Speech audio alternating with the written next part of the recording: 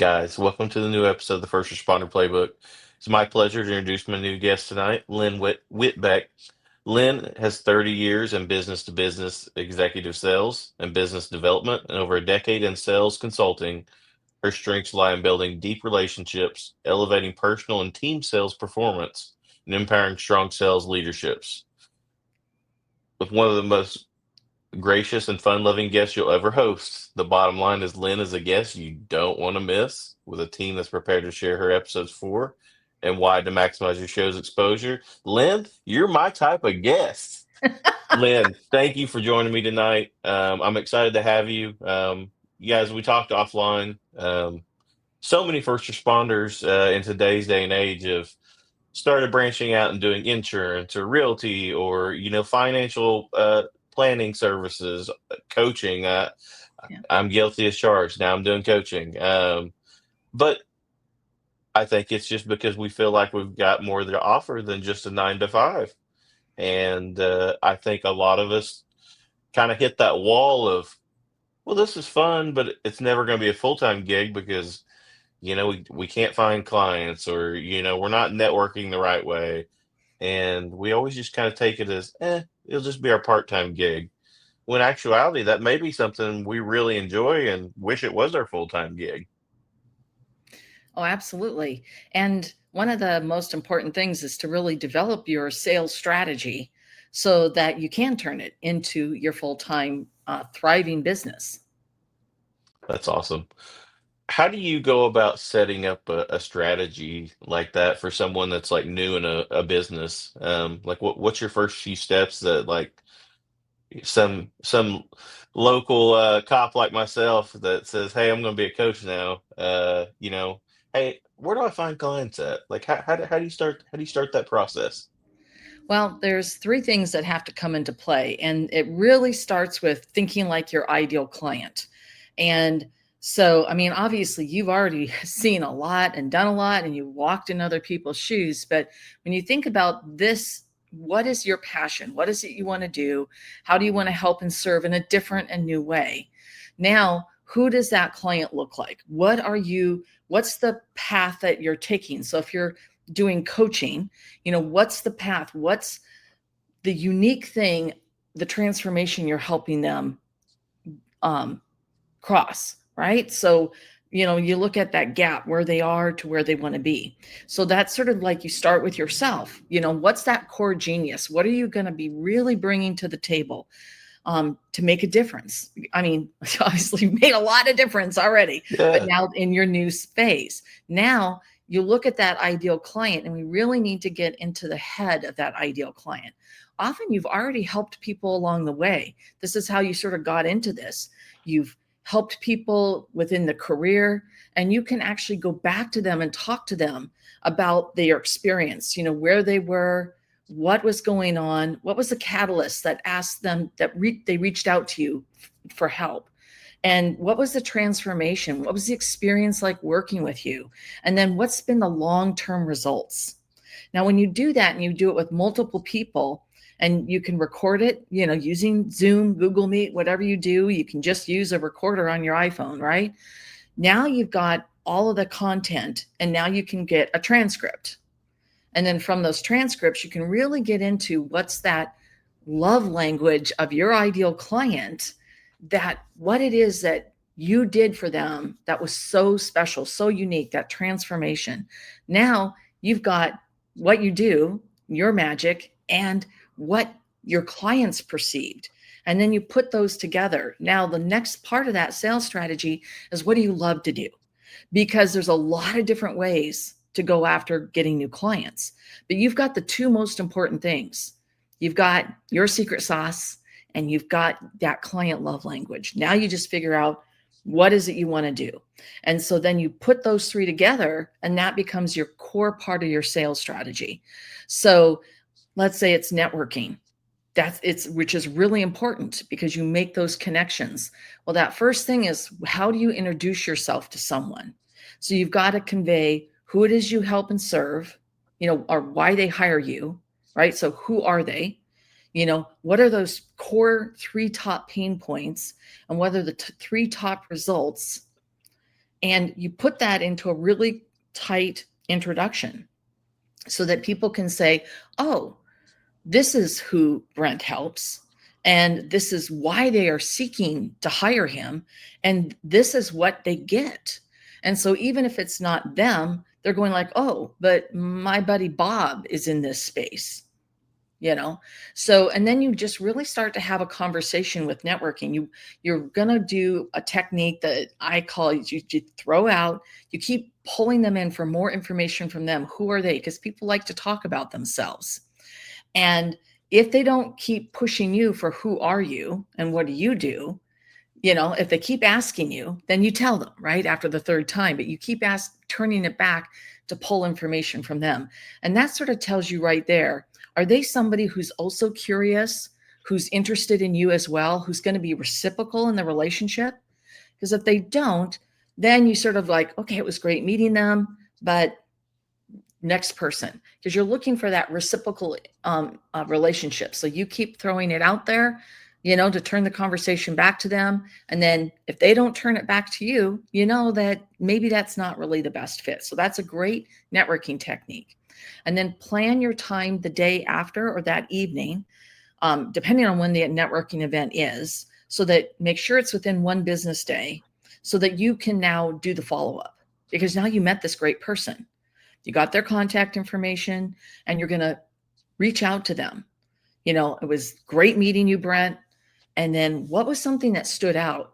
I really loved your messaging about how you help first responders really make that transition into another calling, another career where they're still helping and serving, but in a different way. That really spoke to me. Well, now I've connected back with what you had told me. So that's one of the things you've got to, when you met that person, you're going to make a quick note on the, you know, you got to have like a pen handy, quick note, couple comments so that you can, you know, and then you bend the corner of the card back because that's a person you definitely want to follow up with. And then you put those cards. I will tell you that one of my tricks too is I'll lay all the cards out afterwards and I'll take a snap. I'll take a picture in case I lose the cards. That happened at an event once. But so take a snap of the pictures now, and then you follow up and you start to build that conversation. So then you send them an email. You, if they gave you permission to send a text or they really connected, you can do that. Of course, you can connect with them on the social media platform of your choice.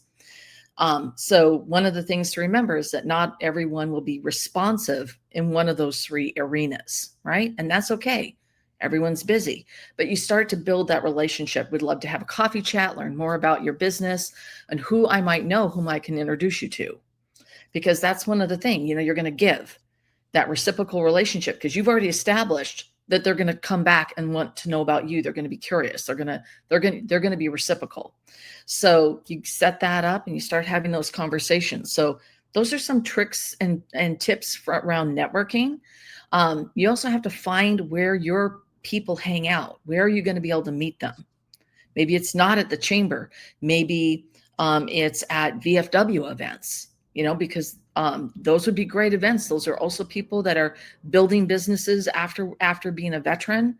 Those could be great events for first responders. And many communities will have VFW events. So look at different types of events where it's going to make sense that you're going to meet your, you know, the people that they may not be clients, but you're really tapping into their network. You're building a relationship to get those introductions. And don't show up just once. You got to be consistent and keep building those relationships. Ask them about something they're going to do in their business in the next month.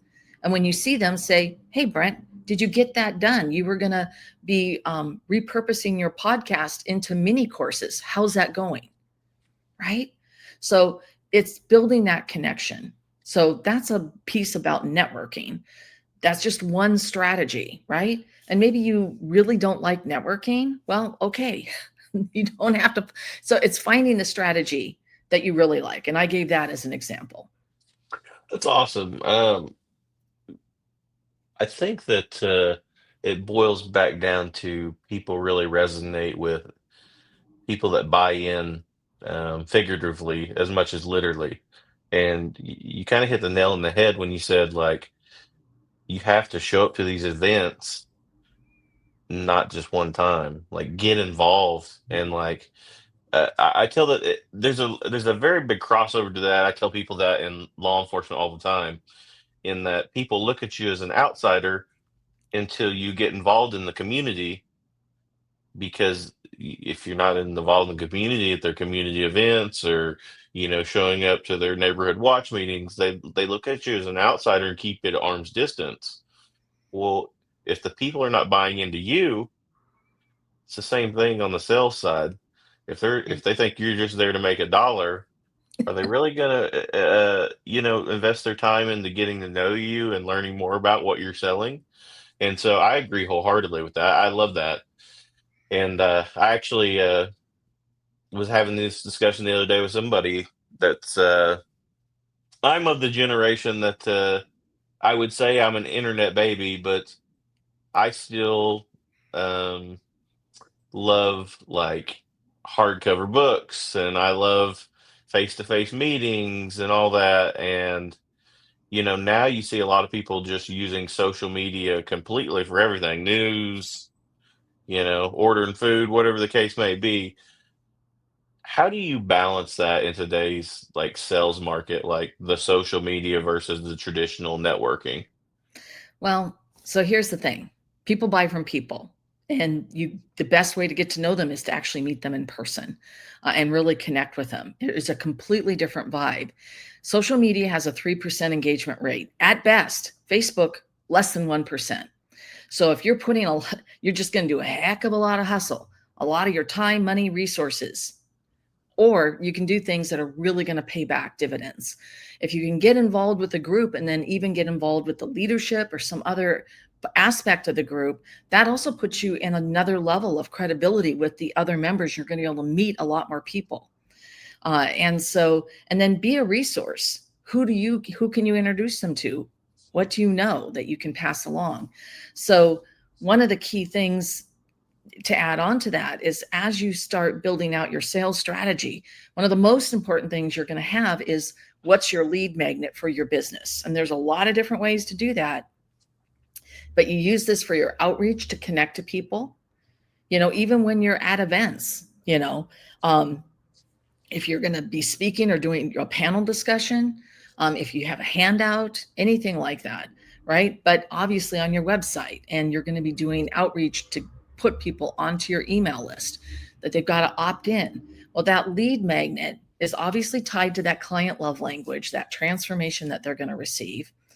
And the most important thing is that you welcome them to the lead magnet. I recommend a 3-part welcome sequence where it's about the thing. Like, you just opted in to get my sales strategy checklist. Well, I'm going to over delight. I'm going to give you 3 videos about extra things that are short videos, less than 3 minutes. Another tip. It's all about you. It's all about this. You opted in for this, and what do you need? And then how can I help and serve you? And you don't have to do it alone, right? So 1, 2, 3. Then you put them into a welcome sequence of welcoming them to your community. And this is really important too, because the whole goal is, sometimes people just want the free thing. That's great. Give them the free thing and release them, right?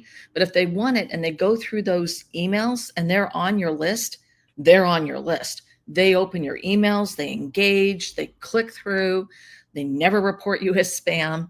And email is another way to build the relationship, because it has a 24% engagement rate, and sometimes much higher. When you've properly nurtured people and you create infotaining emails that add value, that have that entertainment with information, you're not just always hard pitching them things, you're going to build that list. You keep building it. And that's why people say the money's in the list. And then that's the list you go to when you do have a new offer, a new opportunity. So that always must be part of your sales strategy. Get them off social media and onto your list, because social media, they can close your group like that. They can close your account like that, and it's gone. Your email list is yours, and you can move it. I've personally moved my ESP, email service provider, 3 times. I just moved the whole list. It's my list. I own it, right? And when you do, you should also download it periodically so you have a backup outside of the ESP service, and just make a point of doing that so that if catastrophe hits and the ESP gets, like corrupted or something, you've still got most of your list. So those are just some best practices, but that's why they say the money's in the list, but you're building that relationship and the trust email by email, week by week. And yes, you should be emailing your list every week, because that way they know who you are, that familiarity, it's like, okay, yeah, Brent keeps sending me these great emails and I'm getting to know him more and I'm really interested. And oh, he's got this new webinar. I'm going to sign up for it. Right? I mean, that's what you're doing. If you don't email your list very often, that's when you get people don't open them. They start reporting you as spam because they can't remember. So always email them at least once a week. That's awesome. And that I think that's a lot of people's when they first get into a sales role is their worry is they're bugging them. They're bugging their customers. And I'm glad you touched on that because I was definitely going to ask about that tonight. Because I've always wondered that, like, as somebody,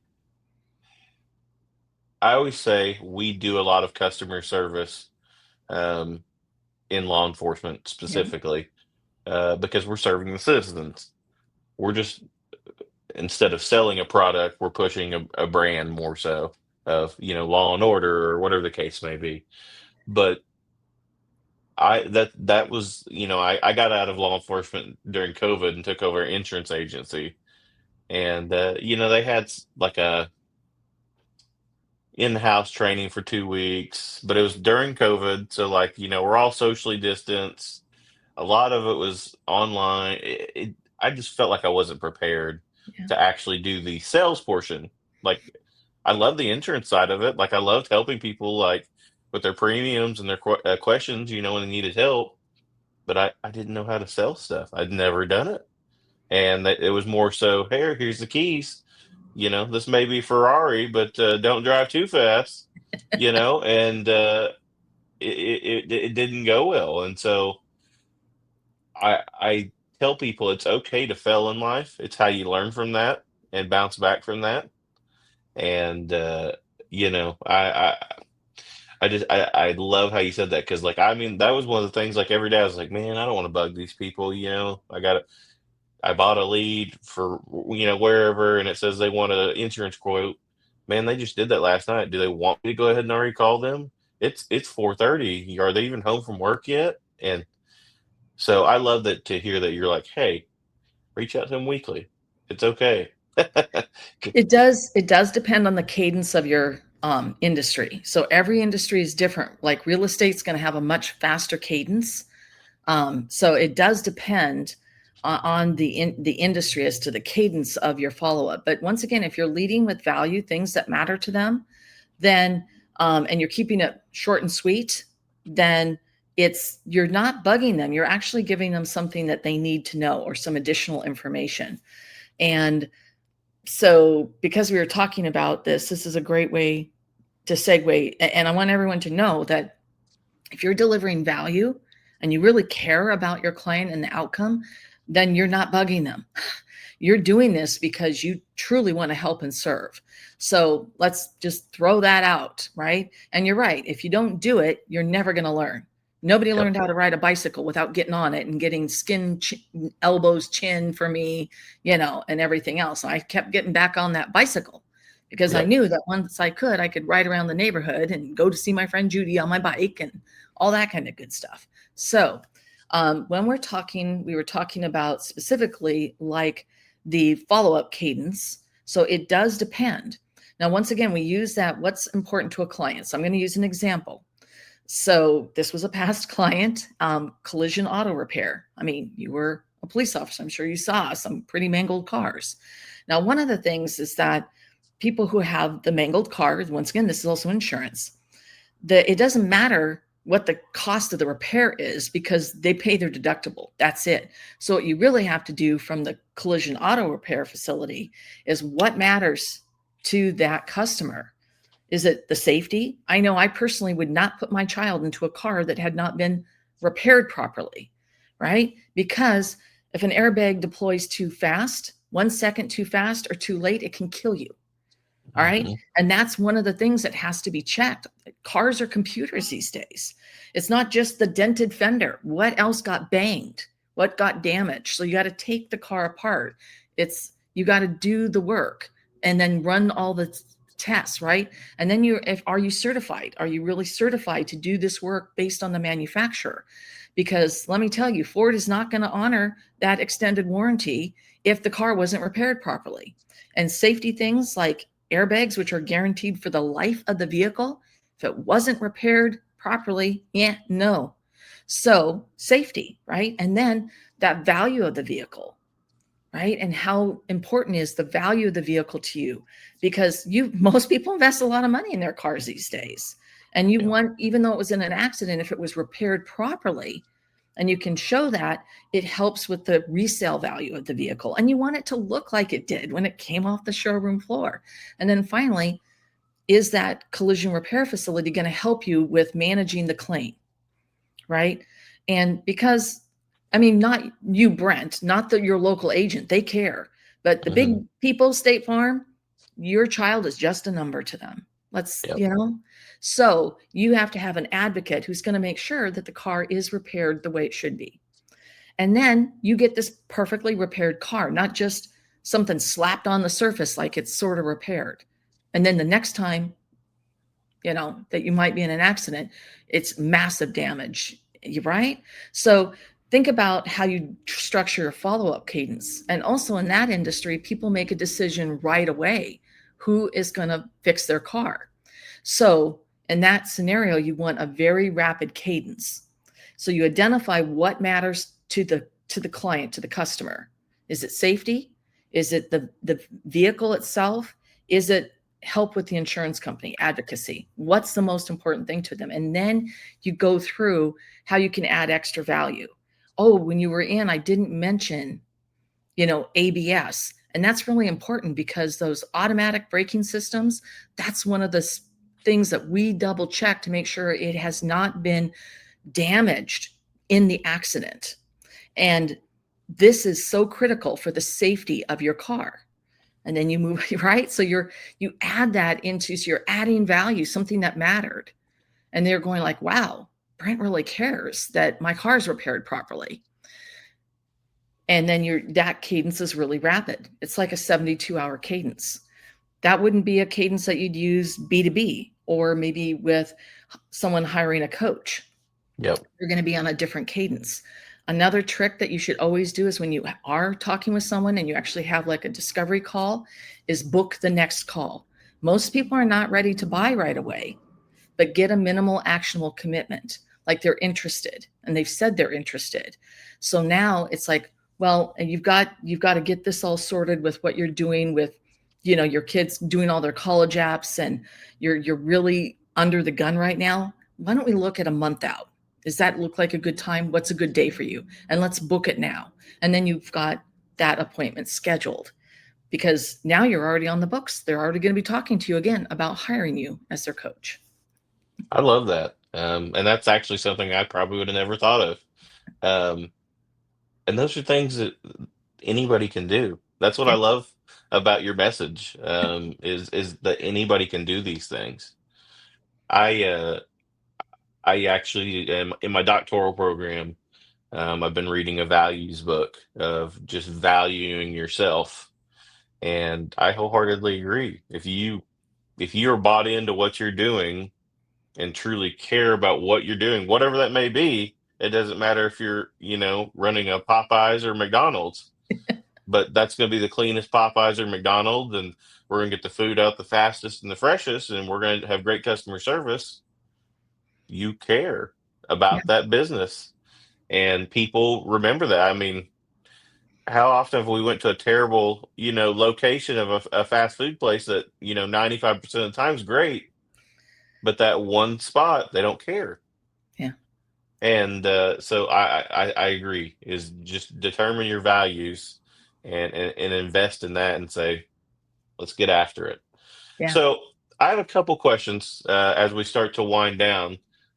So I really want to ask, how did you end up down this path from original? Like, how did you go down Being the in business path? sales, I've been in Yeah. sales since I was a Girl Scout selling cookies. And I loved being a Girl Scout. I was a Girl Scout all the way through high school, was a camp counselor. And it was, so when you love the organization and you love the product, selling even cookies is really easy. And after college, after graduate school, in fact, I went to work in sales, and I actually was already working at this company, and I'd been there for just a little bit, but I said I wanted to go into sales. And it was the owner said, oh, this is going to be a disaster. But I shadowed him for 2 weeks. He was the senior partner, and I started on April Fool's Day, and I outsold the junior partner my first year, and I outsold the senior partner my second year. And I only worked the first year for 8 months, not 12. So, but I loved sales because I was able to take care of people. I was able to take something off their plate. They never had to think about it again. It wasn't world science. I wasn't rescuing people, and I wasn't, doing all kinds of the things that first responders do. Okay. But what I still did made a difference for them. And Yep. I loved helping and serving. And that's what sales truly is. And so when you're in your business and you're thinking, hey, I don't like sales, it's, well, wait a minute. Don't you love helping and serving them and the transformation you get to see? Because that's a gift. And you give that gift because people hire you because you've done your job in sales.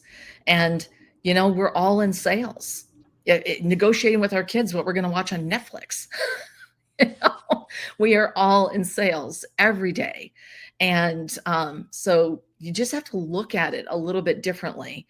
And when you flip your mindset, it makes it a lot easier. But that was how I got started in sales way back. I And love that. I've just been doing it ever since. So how did you go about, having the show on Apple TV? You've got your own podcast as well. How did you branch out into those mediums? So I was, when I started my business to be a sales consultant, one of the things I did was start a podcast because, everybody, you got to have a podcast. So this is I'm going to tell you short up my answer. Be a guest. You can be a guest all day long. Doing a podcast, that, Brent, is a heavy lift. There's a lot of Yep. work involved. If it's your passion, you really love talking and connecting to people, absolutely. I actually still do my show. Here it is. It's 8 years later, over 50,000 downloads. I mean, I, I still do the show, but then I started doing a show called Get More Clients. And I literally teach and train my entire sales philosophy on that show.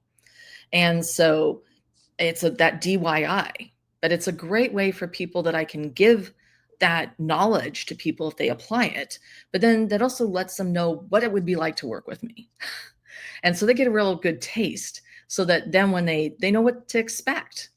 And so that show, it was streaming for quite a while, but it's just about, I'm getting ready to put it on a new platform. So it will be back to streaming on all the platforms. I took a break, almost a year now. I sort of did my all my sales stuff. And I just took a break and was doing some other things with my business, but Nothing wrong with that. yeah. And so regarding doing your own show or this or that, if you do a podcast, just remember at the end of the show, and you'll hear me do this, always point people to a lead magnet. So they have the opportunity to opt in and you get them on the list. So don't send them to your website. For goodness sakes, don't send them to your Facebook group. Send them to a lead magnet. And so that's the best way to leverage being on a podcast, because I've been on hundreds of shows and it's really good for your SEO. And the best way to convert them is to talk about your expertise. I actually don't do sales shows. I do other shows and talk about sales. And so have a strategy. And so then find that niche for your strategy. and then always point them to a lead magnet. I love that. So, if my guests want to be able to reach out to you, either speaking or podcast, or bringing you in for business consulting, where can they reach out to you at? Well, that's what I'm going to tell you. The best thing you can do is get my Get More Clients checklist. So, this is a sales strategy checklist, and it's really going to walk you through where you might have gaps or even holes in your system, like Swiss cheese, and how you can fill those gaps. So, it's very simple. The link is P, the digit 2, Q.link/checklist. And you can get that checklist. And once you're there on my website, you can do all kinds of things. But that checklist will help you in your sales and really help you put that framework around your strategy. I love that. So, I've as we wrap up, I've been ending my shows with one new question I ask my guest every time now. If today was your last day on the earth, what is your one message of something that can make the world a better place? You know, a message of positivity, something that would make this world better than, moving forward. Absolutely. Commit one random act of kindness every day. Just you see somebody at a grocery store, tell them they look fabulous today. Or, you see somebody drop something, you pick it up and you rush after them to make sure they get it. If we all really lean into that, of being a better, kinder society, we would live in a much better world. Yep, I agree wholeheartedly. Lynn, it has been my pleasure to have you. You are always welcome back. And guys, please reach out to her. Take advantage of it to help grow your businesses out there. Lynn, have a great weekend and we'll be in touch. Thank you so much. It was real pleasure and honor.